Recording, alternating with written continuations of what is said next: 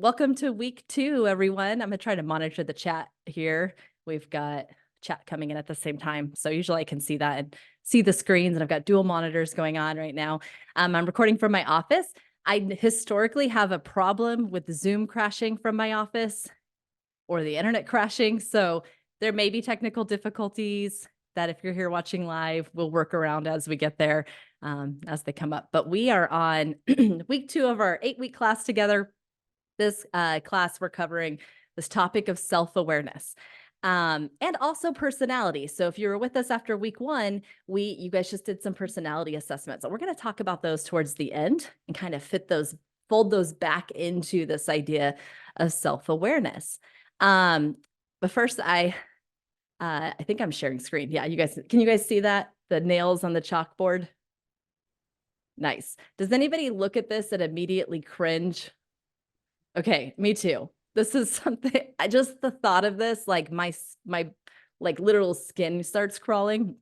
And so, you know, thinking about whether this image triggers any of you, we want to talk about what a trigger is, right? And a trigger is an event or a situation or a stimulus, like this chalkboard's a stimulus, right?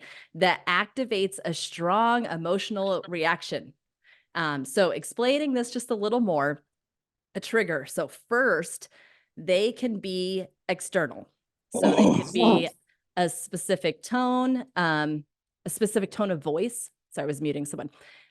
It can be a certain look someone gives you, a certain word someone says. What's the TV show where they hate the word moist? I'm trying to think. Is that Friends? No, what is it? I don't even know. Feel like it's a running gag in Hollywood, but like the word moist, someone hates that word. This could be a smell, this could be a situation, but it's something like running your nails on the chalkboard, but it's something that's external to you. Triggers, though, can also be internal. So a thought or a memory. I kind of think of these as like when you're up at 3 a.m. all of a sudden remembering something from 5th grade that you regret doing, and you're like, oh my gosh, and you get that dread all over you again. This is the trigger in that. So what triggers are doing is they're often tapping into kind of an unresolved emotion or a past experience that maybe has some emotion tied to it. And they can be based on past experiences, but they can also be about other sensitivities have, like nails on chalkboards or even belief systems. So we hold a belief about something, someone holds a different one, or they violate that belief, and we have an emotional reaction to that, right? So that can be, your beliefs can set the stage for what triggers are as well. But they kind of set off a feeling, right? And it's often automatically, and it's sometimes like so intense that I guess the intensity is why the reactions can sometimes feel like outsized or even surprising to you or surprising to those around you. Like, why are you responding this way? So another example might be like if someone raises their voice in frustration, they act as someone raising their voice in frustration might be a trigger for you. If that was like, we could just embed it in the context of you had a parent who always did that, right? So you might immediately feel anxious or defensive, like, an emotional reaction of being defensive. Even if the situation doesn't like objectively call for that response, but the act of raising the voice and frustration, the trigger, immediately sets off that emotional reaction, which is, in this case, feeling anxious or defensive. So that's kind of what we're looking at. We're talking about triggers and emotional intelligence. We're looking at how they tie to that emotional reaction. So here's our emotional check-in for the day. We want to focus on deconstructing these trigger moments. And today's topic, self-awareness, kind of does part of that. It doesn't do all of that because we also have to get into self-management, which is next week, right? But what we have in front of us is an activity or an exercise called emotion trigger mapping. And it's inspired by Goleman, who is a name we're going to repeat often because he's kind of like the godfather of emotional intelligence and the framework we're using. This idea of trigger mapping was adapted by, I don't know how you say the acronym, SEL, so social and emotional learning, like a trauma-informed framework. So it's kind of built on several theories coming together to make it useful in this way. So what I want you to do is think of a recent time you were triggered emotionally. Think through what exactly triggered you. What was the first thought that came up? And if you're overwhelmed because I'm giving too many instructions, I'll give you an example. I'm going to give you a worksheet in a second. So, what triggered you? What was the first thought that came up? Your automatic thought, right? When we talk about the automatic thought, we're talking about ideas that come out of cognitive behavioral therapy. Was the gut reaction thought? How did you feel? How did you respond? And then looking back, what might you have you done differently if you actually took a moment to pause between the trigger before the emotional reaction? What might have gone differently? So if you had paused to reconsider the situation, what might have you thought differently, or would you have thought differently, or would you have done something differently? Oh, How I Met Your Mother. That's what Joanne says. It could have been moist. It's like obviously some popular sitcom. I can't remember. I'm sharing a Google Doc with you. I'm going to pull it up on the screen as well. Give me a second. Excuse me. Can you guys see that worksheet? Okay, perfect. Oh yeah, Dr. Klipchak, Elaine from Seinfeld. I think that is there. This document, I gave you the link in the chat. It's also in our week 2 module. Yeah, I'll zoom in just a second. But you can click on the link in the chat and it's going to open the document for you on your end. And you can actually fill it out by, let me zoom in though, so you can see a little better. If you go, it's a Google Doc, right? So we go to File and you can hit Make a Copy. And then you automatically have a copy in your own drive. You can't actually edit the document in front of you because I didn't give you edit access, or we'd all be writing on top of each other, right? So here's kind of that same framework I was just sharing in the PowerPoint. Let me see if I can zoom in a little more. I'm typing over it. So first thought, what triggered you? Was it something external or internal? What that initiated that emotional response? So I have an example here of my colleague. I made this up, by the way. I don't have a colleague that does this to me. I work in a great department, but in like this imaginary situation, my colleague ignored my greeting in the hallway. Okay. That was the thing that triggered me, that caused the next category, which is the automatic thought. What thought popped into my mind immediately? Well, I gave some examples. These are all, I didn't have all these thoughts. Maybe I just had one of them, but I gave multiple directions so you guys could see there's variety, right, in our thoughts that happen. Maybe I thought they were mad at me. I thought maybe I must have done something wrong, or they're just rude, right? They ignored me in the hallway. They're rude. What emotion came from that thought? The thought is giving a, insight into an emotional reaction, right? So they're mad at me. Well, that would make me anxious. Maybe I did something wrong that might make me embarrassed. I think they're rude. That would make me irritated, right? So this is the exercise of naming the emotion again. We did that in last week's check-in. We're doing it again. We're going to continue to do that. Anytime we can name the emotion associated with it, we want to practice that. So what was my behavior in response to this whole very quick moment, right? Because the moment my colleague ignored me, that automatic thought and that emotion were probably pretty instantaneous, right? So what was my behavior? How did I respond? Well, I could have I avoided them the rest of the day. Or I acted passive aggressive. Or I ruminated about what happened. Or maybe you did all of those things, right? Maybe it was more than one behavior. So now, if you had stopped in that moment to give time between the trigger and that automated thought and that emotion. So maybe sometimes we can't stop the automatic thought and the emotion, but what we can do is intervene before the behavior. If I had put a moment to think critically in between any of these stages, what could I have done differently in my behavior? Today, we're talking about self-awareness, which isn't so much about the behavioral aspect. That's in self-management, but you'll see how these two things map together. So when we talk about behavior and that response, we're really thinking about self-management, which is kind of next week's topic. But one thing we can do is could I have reframed the thought? So what if my colleague didn't see me? Maybe they were having a rough day. Maybe it wasn't about me at all. Maybe they just came out of a really bad meeting, right? And they were ignored by a colleague. So now they're in the zone. They're thinking about that. Had I stopped to reframe this thought, right? So basically to re-narrate it, to give it a different meaning, what would be a new emotion, a new feeling that I would have from that? And then what could my alternative response have been, as opposed to ruminating about it all day? Because we all know that that can ruin your own day. let it go without internalizing it, stay friendly the next time I saw them, give them space and check in later, right? So this is the one way you can fill that out. I'm going to give you a couple minutes to just the best you can practice it. This is it's hard to stop in the week and be intentional about emotional intelligence. You will develop skills naturally as we're going this semester. Use this built-in class time to try to give some thought to this. You're not going to be asked to share it. I will give a couple minutes when you're done to see if anybody would like to share. You do not have to. But so this is for you. So make a copy of this document. And again, this is an exercise you can do often. Very healthy to do, especially after a triggering moment. So I'm going to go ahead and be quiet and give you guys a couple minutes. And we're going to talk about triggers again very briefly at the end, and how this activity fits within the scope of self-awareness. But it's also a foundation, like I said, for next week's topic on self-management, which includes regulating our behaviors and our decisions. It's exactly what you was talking about. Like she was talking about, how do I stop thinking intentionally about how do I stop that response I gave in this context, her husband in that moment. So remember, there are 4 domains. Our class is built around these 4 domains.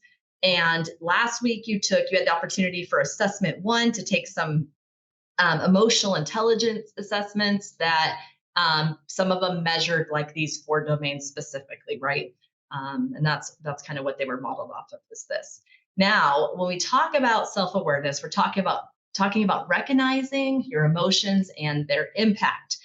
It's defined by Goleman as the ability to recognize and understand your moods, your emotions, and drives, as well as their effect on others.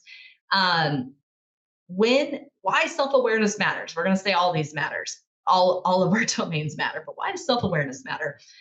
We know that it improves. If you are active in improving your self-awareness, it will improve your emotion regulation, your decision making, and your relationship quality. When we get, like I said, we're in self-awareness right now. When we get to self-management, social awareness, relationship management, that's where all those other things fit. So this self-awareness is basically the foundation for the rest of the domains that we're going to be covering this semester. It's the foundation for self-management, for social awareness, for relationship management. You're going to hear me say this every week because I really want to drive this idea in that self-awareness and the rest of the domains is a skill, not a trait.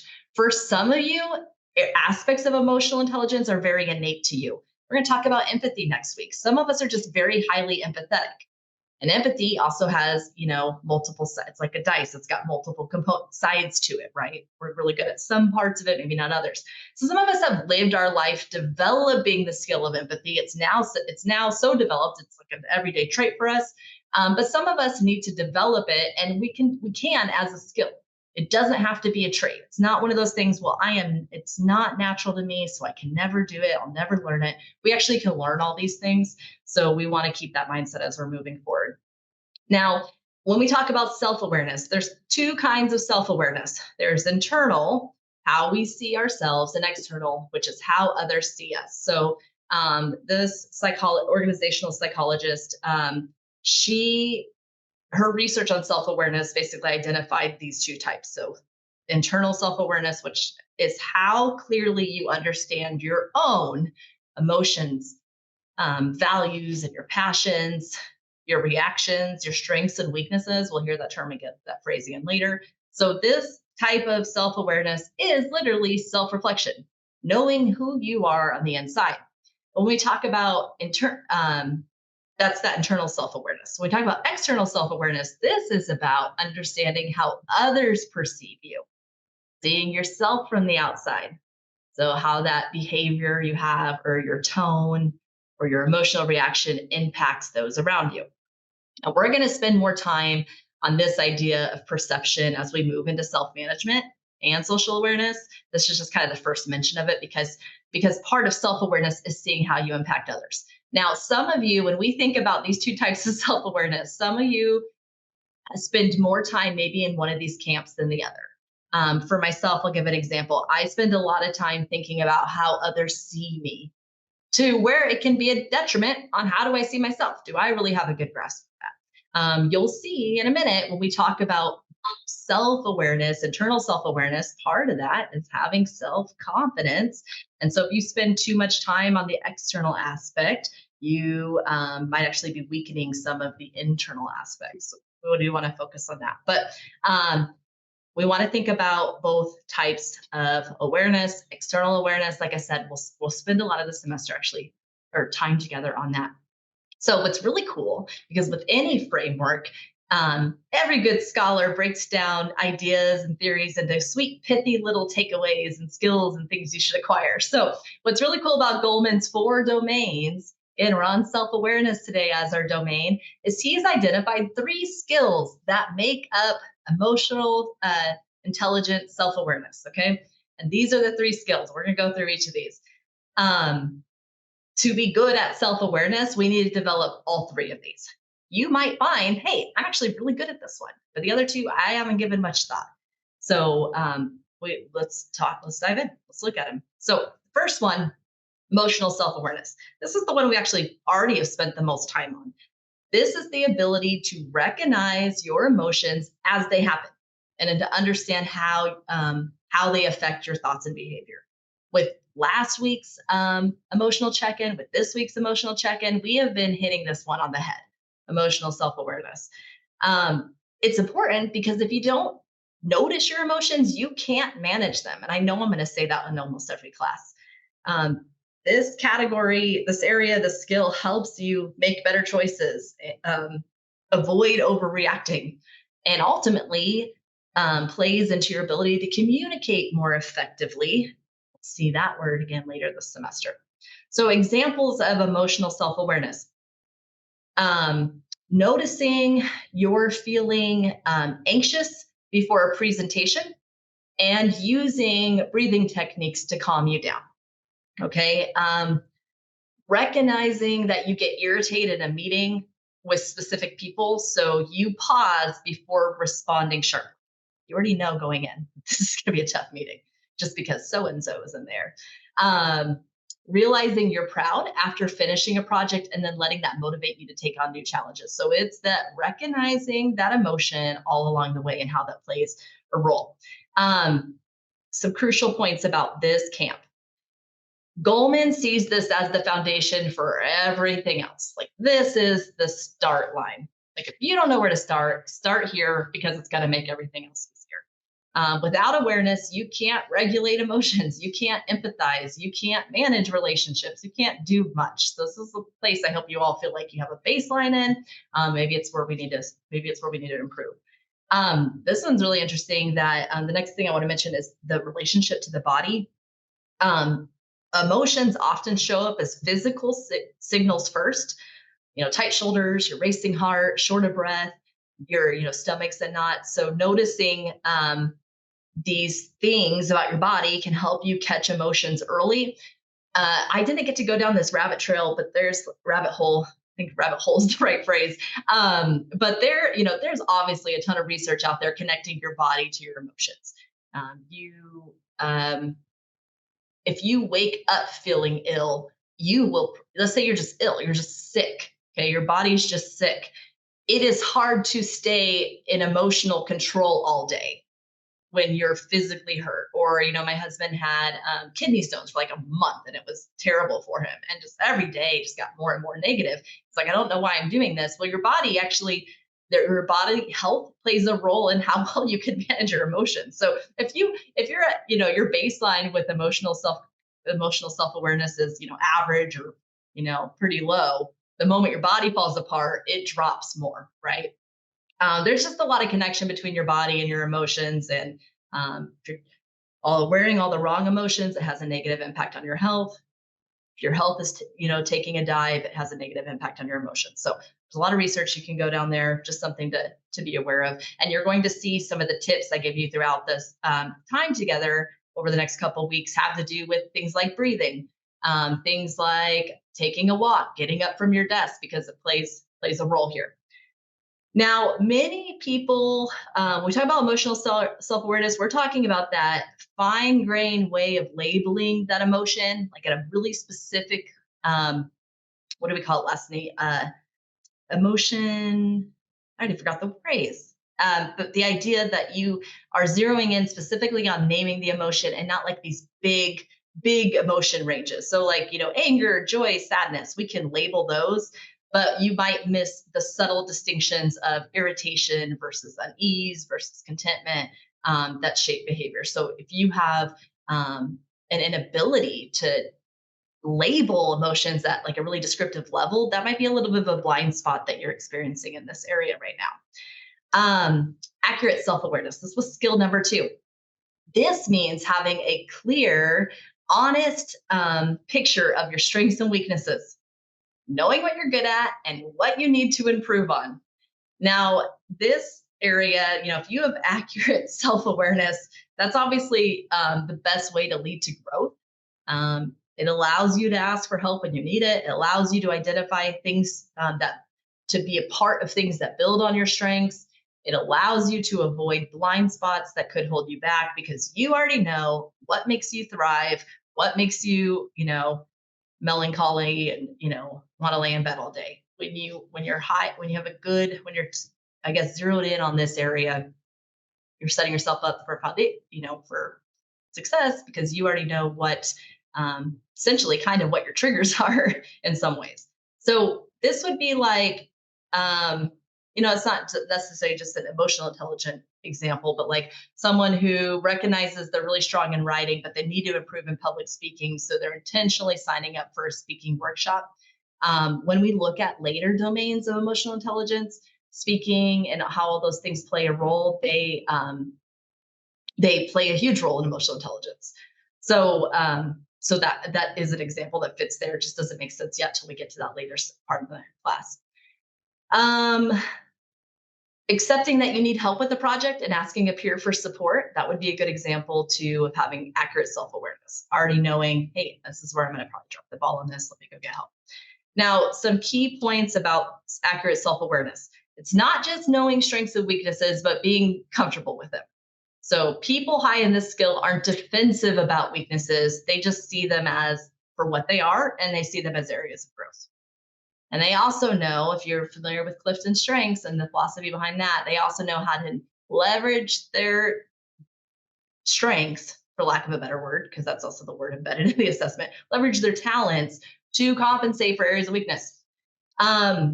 People with high accurate self-awareness, another thing about them is they actively seek feedback because they trust it will help them grow, and rather than fearing that it will expose flaws. Okay. Now, there's another issue here where people who don't have accurate self-awareness might not be. There could be two camps here. They have no idea what they're good at and bad at, and maybe they think they're bad at everything, or they might overestimate their abilities and take on things they can't handle because they think too highly of themselves. I'm not guessing that's a huge camp in this classroom, but we could all probably think of someone who thinks that they're too good at things when you're like, that's not my experience with you. Self-confidence. Okay, so this is one, I guess, centering on having a sense of self-worth and belief in your abilities. So it doesn't mean arrogance. It just means being grounded in what you know that you actually can do. So when you have self-confidence, like you're willing to take risks, you're willing to stand up for your ideas, you're willing to lead others, which you will see when we get to relationship management, that for those things, those are actually some of the skills of relationship management. So for those things to take flight in relationship management, we actually have to have this component of self-awareness, right? Also, it helps you stay resilient when you face setbacks. Next week, we'll talk about resilience. We'll talk about grit. We'll talk about coping with stress. Obviously, it doesn't take an expert to understand that having self-confidence is going to help you respond to stress and those things as well. So what could this look like with examples? So I had the example here on speaking up in class. So even if you're not 100% sure that what you want to say in class matters, you trust that your perspective matters. So you give it a go. Volunteering for a leadership role, like on a team project, because you know you can organize people effectively, even if you're not comfortable being a leader, right?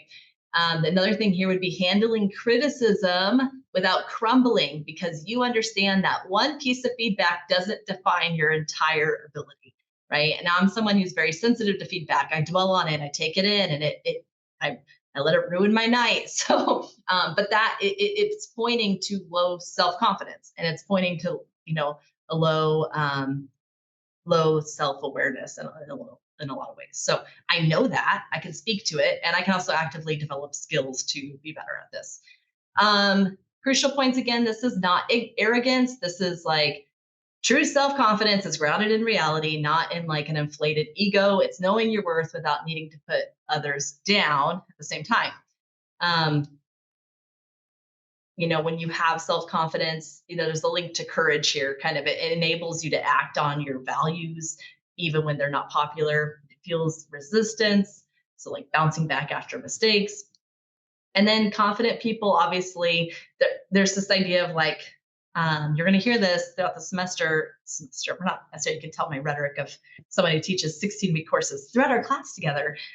One reoccurring thing that you're going to hear is that if you can actually help increase the emotional intelligence of those around you by just being an emotionally intelligent person. So it's like this presence effect. Confident people project things like calmness and steadfastness, right? And steadiness. And so, which makes people kind of trust them more as leaders and as friends and as collaborators. But it also then builds the confidence of those around you. So a lot of what people learn about emotional intelligence is actually what they pick up from people that are around them. If you are around people with low emotional intelligence, you will likely find that yours is lowering. If you're around people with high emotional intelligence, you will likely find that you're going to pick up some of those good skills and some of those habits as well. So, in a nutshell, these are the 3 key skills. Emotional self awareness helps you recognize emotions. Accurate self assessment, self awareness. I kept interchanging that. So, we'll say accurate self assessment helps you see your abilities clearly. Self confidence grows when you understand both your strengths and your limitations.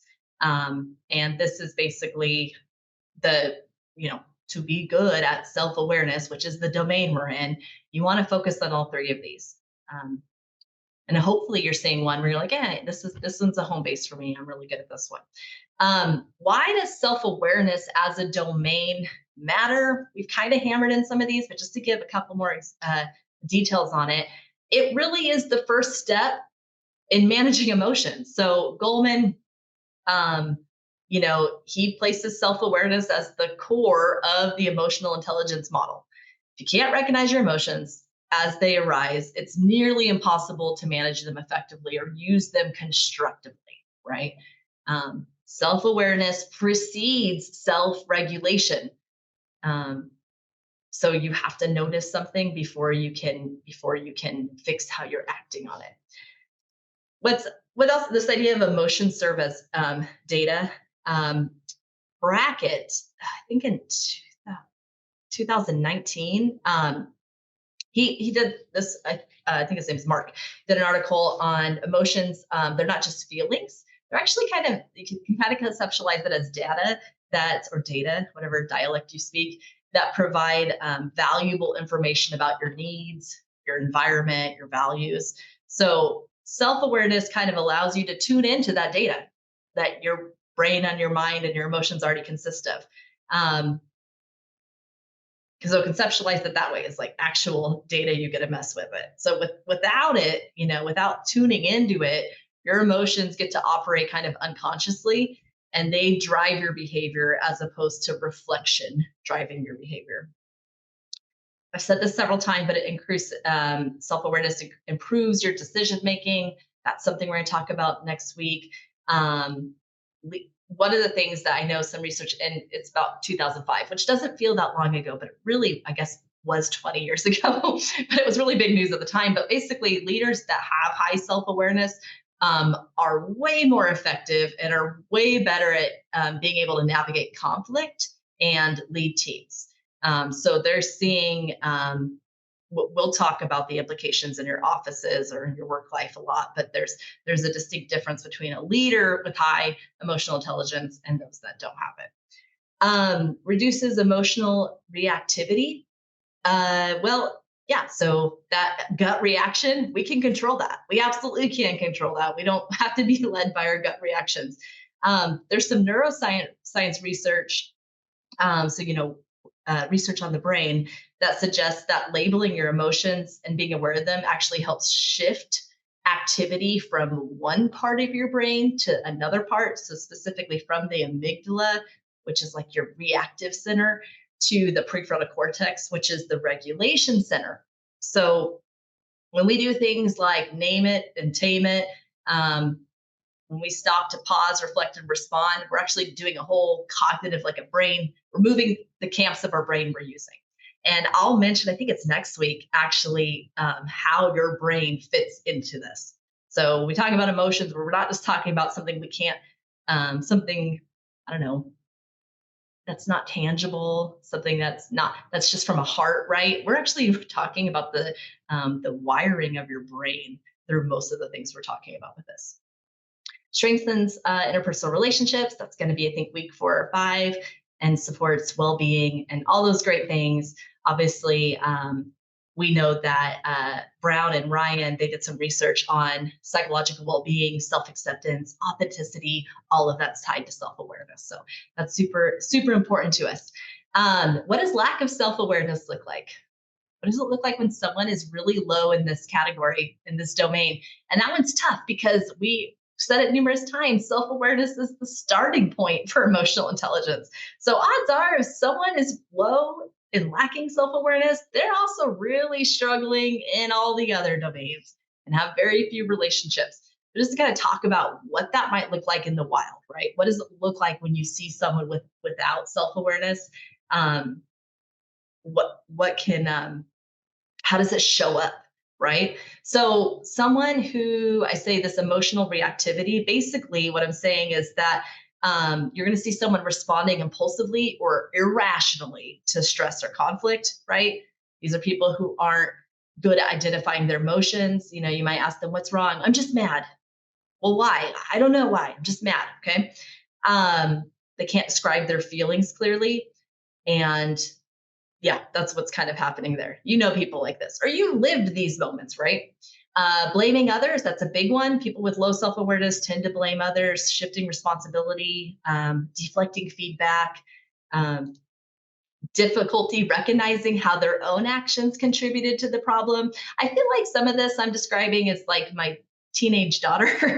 So maybe there's, that's what teenagers are like too. But in general, an adult doing these things, we're seeing some low self awareness. Inconsistency in behavior. So how they act conflicts with the values and their goals that they say they have.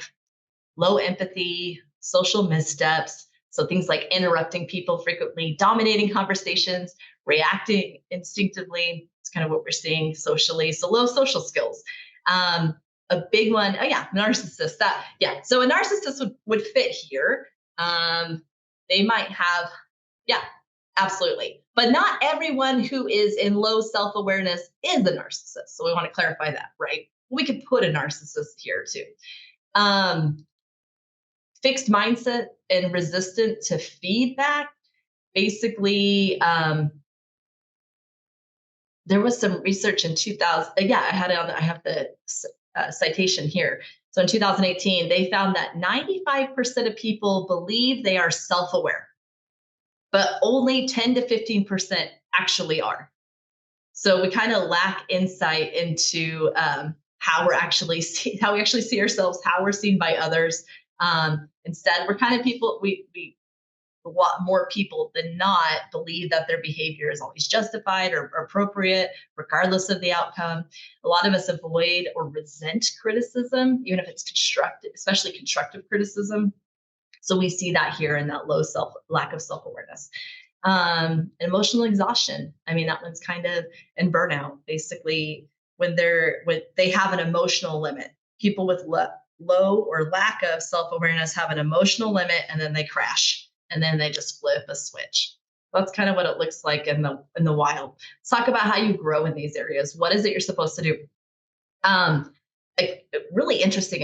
A big first step is being attuned to your body, right? Your internal and your external cues, like your breathing, your tension, or your posture. Sometimes I don't realize I'm nervous being around a group of people until I find myself fidgeting with my wedding ring over and over and over again. I'm like, wow, I'm uncomfortable. And I can tell, like, I'm sitting here like I'm nervous as I would in a situation where I would be really nervous in. So usually your body is kind of giving you early indicators of your emotional shifts, right? Because we haven't labeled the emotion yet, but I'm having that reactivity. Um, Sensory and interoceptive awareness helps individuals name and regulate emotions more accurately. So I did it. What else do we got? I'm trying to think what else. Intercept awareness, identify emotions you want to be more in touch with. So, well, what I'm thinking is building emotional self awareness, like it involves identifying emotions that you may feel disconnected with. Asking questions like, what emotion am I trying to get more in touch with? This can lead to deeper insight into like emotional blind spots, right? Like, why is that emotion hard for me to achieve or handle correctly? What is happening? I think I've used this phrase blind spots a couple times. I'm going to show you something here in a minute that will kind of unravel that. Um, Reflect on your early emotional conditioning, such as which emotions were accepted or maybe discouraged in your family or your culture. Let's take about being someone who's like harmonious, like, and maybe a peacemaker, right? These people tend to actually be pretty emotionally consistent, but they don't necessarily like get volatile, right? They want to keep the peace, right? So they stay kind of level. But you might have grown up in a home where that was really valued, but you might have grown up in a culture where you were considered a pushover, right? So looking at what you're good at with emotional regulation, but also what you struggle with, take a look. Where did it come from? Whether outside influence is kind of influencing that. So when you basically when you think about like why some emotions feel accessible to you, like what emotions are easy for you to experience and which emotions kind of have to remain behind closed doors because you're not allowed to feel those. And those might be great emotions. Maybe you're not allowed to be too happy for yourself, right? Or maybe you're not allowed to express anger, so you're not doing it appropriately. When you explore kind of this emotional mapping and looking at what you're allowed to do and why, and what you feel like you can't do and why, that can help you reframe that like internal narrative and kind of broaden your emotional range, right? Just intentionality. I mean, that's absolutely the name of the game for these things. But when we're talking about growing in self awareness, another thing to be thinking about is where's personality fit into this, right? So, I had you take those personality assessments for a reason. And one of the things that they do is they kind of bring to the forefront ways of recognizing your emotions and your thoughts and your values. And they do it in a way that's just helpful because they put a name to behaviors that you might not have been able to label before. We've been talking about labeling emotions, which is great. But we also have personality that we can label, which is also useful. So these assessments put a name to a behavior that you might not have thought about in a tangible way or articulated in a certain way before. What's even more useful when we talk about relationship management is they build a shared language. A couple of you have taken my Clifton Strengths course, which I did last summer. Um, uh, Brad was a relator. I remember that was one of his talents. Some people with relator uh, love working with their best friends. They like having very few friendships, but they like them to be powerful and deep and not a lot of this static small talk. When Brad does something and he works on projects, he loves when he can work with the people he's close with. And also doesn't necessarily always want to meet new people though. Like that's, he can leverage the energy to go do that, but that's not thrilling to him like it is to me. So all Brad has to tell me is that he's a relator, and I get all that information from that one word. That's what I mean by a shared language. It allows us to understand other people very quickly, very succinctly, and in meaningful ways by just having like these terms, right? I hope I don't have a lot of time to actually go into the power of these assessments and what they all mean, but I could teach like a whole 8-week class on these. I have with Clifton Strengths before. but they are useful, especially because we use this phrase throughout the night of saying strengths and weaknesses, and personality kind of helps us label those things, because maybe we weren't self-aware and maybe we didn't know how what those strengths and weaknesses are. And these assessments can kind of share those things with us. So there were three assessments you had access to. You had the VI character strengths. You had an opportunity if you wanted to take Clifton strengths. Several of you have before, and then there was also something called 16 personalities, which is similar to the Myers Briggs. These are all very different in many ways, but they work together. And if you've never taken one, then just taking one is a great starting place. Take another one if you can. They all work to help you increase self-awareness. That's why people do personality testing, to become more self-aware in many ways. They all provide a language or framework for talking about your personal tendencies. And definitely all of them can be used as the starting place for personal growth, professional, career development, and all those things. So what I want to think about is, now this whole thing's about being intentional, right? Um, Hopefully you're starting to ask yourself at this juncture, what are some of the emotional patterns or habits that I have that I notice in myself, right? Self-awareness. What am I seeing? What's the data? If I took my emotional reactions and what I know about myself emotionally, what kind of data can I draw from that? Can we connect those at all intentionally, though, to this personality assessments we took? Do any of those emotional reactions, the ones that you frequently visit, do they map with certain traits you have? Let me give an example. One of my talents is positivity. And yeah, like I usually every day am like pretty happy. Um, but positivity is also about being emotional. So everyone with positivity as a talent is very emotional. We're either extremely happy or we're extremely mad. So one thing I can say about myself, and when I look at the data of my emotional personality or my emotions, is that I am always extremely one. I'm never mellow. I'm usually extremely happy, extremely sad, it sounds starting to sound like maybe a disorder, but it's really good when you're always happy. So I can start connecting that to positivity. I'm like, oh yeah, I tend to like to experience emotions. What am I going to do with that? Am I experiencing the good ones that I want to experience? How can I leverage that? Um, how does one of your traits or your talents influence the way you experience or process emotions internally? What blind spots might you associate with your personality trait? Have you ever seen your personality become a liability in an emotional situation? I have one of the, well, let's see here. If you took Myers Briggs, the 16 personalities, maybe you got feeler. That what you were a T or an F. T was for thinking, F was for feeling. I'll relate that to Clifton strengths. I have empathy and I have restorative, or empathy would be the connection. And I don't remember what the VI character strengths are, but I am very empathetic. So that talent tends to, I spend a lot of time when we talked about self awareness thinking about how people view me. And I'm reading the room and I'm seeing what Brad's thinking right now. And I'm seeing Brittany on her phone. Just kidding, Brittany, I love you. No, but I can, if I want to, read the room and narrate it as, oh, Brittany hates this class. That's not the case. I'm just making fun of you because you're a friend of mine and I can. But so my empathy gets actually in the way sometimes. It controls my emotional, their narration of how I'm taking these things in. So also very, very, very important. I want you guys to grow the emotional intelligence of those around you and be clued in, especially as you're working with difficult people. Hopefully you love everybody you're working with. We know that's not all the case all the time. So how can you look at talents and traits or personality traits, whatever assessment you took, identify them in other people, and then understand how emotions are handled differently.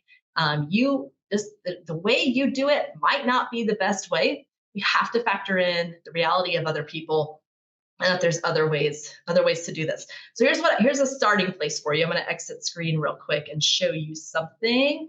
Can you guys see the course shell? I'm in the course shell. Okay, so week 2 is launched, okay? Here's our overview. You can take a look at that. Under week 2 resources, the only thing missing is this class recording. I'll get it up probably by tomorrow morning. But I made 3 documents for you. So depending on what assessment you took, one may be relevant, or maybe you took all three, and in which case, open all three. But let me start with Clifton Strengths, for example. So what I did is I took each Clifton Strength and each talent, and in this assessment, there's 34. If you took 16 personalities, there's 16. So each of these pages is different. But what I was thinking is, in terms of self-awareness, this specific domain that we're in under the umbrella term of emotional intelligence, how might that talent, that personality trait, show up for you as a positive so you can leverage it to be self-aware? And how might it show up as a risk, a potential risk, AKA creating a potential blind spot that, if left unchecked, is hindering your self-awareness? So you can actually go through, you can download these and keep these. I've got one for Clifton Strengths. I've got one for 16 personalities. Let me unpack this one just a minute. When you took that Myers-Briggs or that 16 personalities, it actually gave you one of 16 types, right? But I also unpacked these individual letters up top. So maybe you didn't take the whole thing, but you're like, hey, I'm an extrovert. What might that just look like in general? So we have that as well. And then we also have the character strengths. So this was to get you to intentionally and very easily, if you took an assessment, you can jump right to the worksheet that you want and take a look, start unpacking how it relates to your self-awareness, whether or not you're thriving or you're suffering in one of those areas, or you're making others suffer, because we don't want to do that either.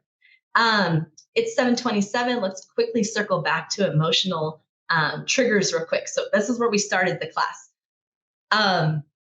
And I'm so sorry. I want to talk about personality 24/7. We can't fit a ton in, but what I am going to do each week when we go over a domain is I'm going to make a similar worksheet for you, how those assessments map to these different domains we're in.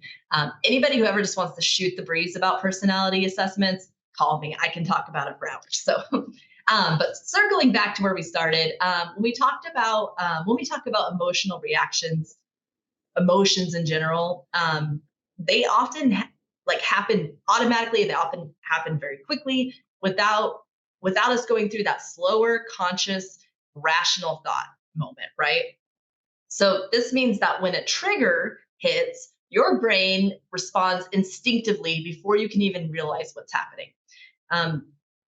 Triggers, they're not necessarily irrational outbursts. They're actually hardwired brain responses. And since emotions can bypass reason, the only way to manage triggers effectively is developing skills to recognize and pause those automatic responses. Some personality traits can amplify certain triggers. So someone who is judging, if you took the 16 personalities and you got the J, you likely, not all the time, but are a little bit more of a perfectionist, right? So someone not performing something perfectly probably triggers you. Someone who is maybe high introversion and high feeling, again, I'm talking about the 16 personality one, probably gets overstimulated pretty easily. So some of your traits, some of your talents, you can map to possibly certain triggers. Just another example I draw for myself, because I'm the easiest example to give, because I know myself in some ways. One of my talents, when you look at Clifton Strengths, is belief. And that means that I'm someone who I spend a lot of time thinking about my values and integrity and things that means morals. I don't know why. I love thinking about it. I love deciding what I think is right and wrong. Oh boy. But the moment someone goes against one of those, what was one of the a piece of advice I gave you for talking about identifying emotions was first look at your body. The moment someone rubs up against one of my values and pushes against it, the very first thing that happens is I literally feel like a fire inside my body, like a spontaneous combustion. I haven't even figured out what moral they've offended in my life. I don't even know, but I physically responded first. So that's why we want to look at the body first. But what I'm saying is that if you examine some of these characteristics you have, probably pointing to some can point to possible triggers for you. So another note I just want to make, a lack of emotional reaction to a trigger, so emotional avoidance, especially due to heavy reliance on logic, can itself be a blind spot or an emotional challenge. Okay. So it may lead to bottled up emotions that kind of surface later in unhealthy ways, irritability or disengagement. It can lead to physical issues. So you're pretty even keel, you're not very easily emotionally roused to where others can see it, but it can show up in your body later. So if we dismiss emotions of ourselves or of others, and responding with like detached or cold logic, that can also be something to reflect on. Okay. Just because we can be detached doesn't mean it's remote emotional regulation. We'll see those terms next week. So, when we talk about deconstructing triggers, which was our starting exercise, self awareness is the ability to recognize and understand your emotions, your thoughts, your patterns, and deconstructing the trigger helps build that awareness by slowing down that automatic emotional process. Remember, that's hardwired in your brain at this point, right? So you can actually see what's happening inside you. I say it all the time. You can't manage what you don't notice. You got to recognize your triggers. You got to recognize your emotions to give you the power to respond instead of just reacting to them. Um, Triggers obviously reveal kind of your this when you notice, like when you look at your triggers, when you look at your reactions, you start to kind of notice repeated emotional habits. Maybe you always feel defensive when someone gives you feedback. That's valuable data to examine. um, when you're actively thinking about triggers or just your emotions in general, right, you are starting to make the invisible visible. um, Most people are only aware of the feeling. I'm mad, right? But not the trigger or the thought that caused it. So breaking it down is going to help you understand why you're feeling that way. We want to build our emotional vocabulary, meaning like when you identify the specific cause of your feelings, you're naming your emotions more accurately. I wasn't just mad, I felt dismissed, I felt insecure, getting down into the finite ability to name these opens the door for to make a choice. Oh yeah. So once you're aware of the full chain, okay. So think about that trigger mapping exercise. Trigger, thought, feeling, response. Okay. It's a chain reaction. You can interrupt it. You can reframe the thought. You can calm the feeling. You can choose a better response. Um, Basically, self awareness gives you that crucial moment of choice between the trigger and your response. And when we talk about response, we're in self management, which is next week. So we're going to keep hitting on this idea of responding. What is it that people are seeing about your emotions because of how you're managing them externally? The bottom line is like seeing your triggers is the first step to not being ruled by them.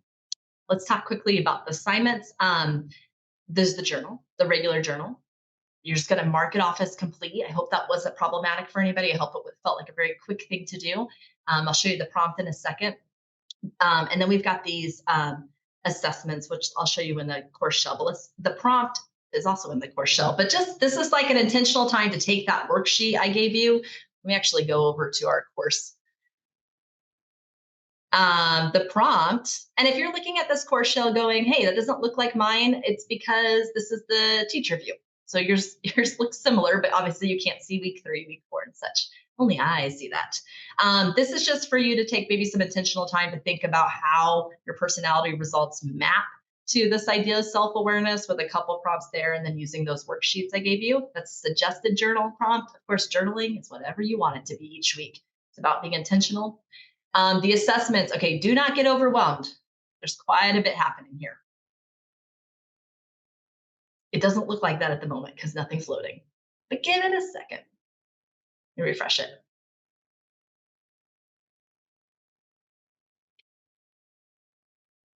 Make sure no one's trying to chat with me to say, can't hear me. Okay, there we go. I gave you 8 different assessment options. Choose at least one. Explore more if you wish. Each of these assessments relates to topics we're talking about next week with self-management, such as emotional regulation. Are you more of a positive or negative affect? Like, do you gravitate towards one affective style over the other? Grit. How do you deal with grit and persistence and perseverance? Self compassion, coping with stress. there's so many assessments here. Here's two of the issues. One, there's a lot, and you don't need to do them all. Take one that's feasible for you. Circle back to the others when you have time. How do you choose which one? That's up to you. You might wish I was telling you which one to take. You really got to pick. This class could be 16 weeks long and we could slow down through all of it, but we don't get to do that. So that's why you have all these options. Annoyingly, some of these are like print and do the math yourself kind of assessments. So I tried to let you know if they were automatic scoring or if you had to do it yourself, just to kind of save you that frustration of, hey, I don't want to deal with manual scoring. Let me find one that I can take online and score myself, or it's going to score itself. So that's how you're going to, that might be how you choose to do your assessment. Let me see if I had any other slides for us. The best slide. Questions. That's all I had for today.